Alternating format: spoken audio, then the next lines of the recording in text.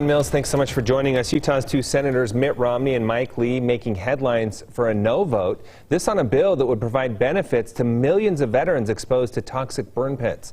ABC4's Nick McGurk following the story for us tonight. He's live in the newsroom with the latest. Nick. Well, Glenn, this is a big win celebrated by veterans. The U.S. Senate passing the bill last night. A bigger win because it had been actually blocked by the Senate last week. So the question is, with 11 senators voting no, just 11, two of them, why are they from Utah? I'm at a loss as to why they would vote against it. They, Senator Mitt Romney and Senator Mike Lee, two of 11 U.S. senators to vote against the Honoring Our Pact Act, which passed with 86 votes in favor. The bill is to help people in harm's way, from Vietnam veterans to first responders after 9/11 to those who served in the Middle East. Where they burned waste and folks inhale that and have got very significant respiratory problems as a result. Terry Shao is a veterans advocate in Utah, reacting to the big news from D.C.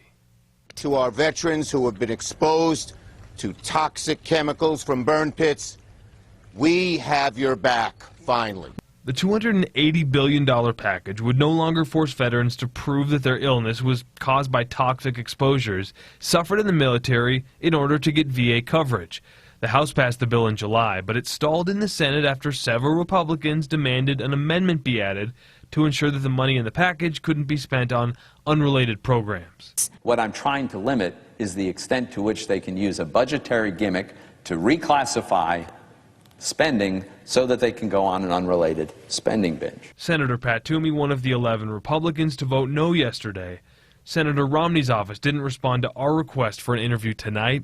Senator Mike Lee's office saying his concern was over excessive costs, writing, quote, Senator Lee offered an amendment to protect those veterans entitled to care by preventing resources from being diverted away from them. Without that amendment, taxpayers and countless service members can be wrongfully shortchanged. And on the phone tonight, I spoke with one Utah veteran who has COPD, says he's been rejected when he's filed for claims in the past. He says he followed what happened yesterday very closely, says the devil's in the details, but he sure is hopeful as to what happens next. Live in the newsroom, I'm Nick McGurk, ABC4 News. All right, thank you, Nick.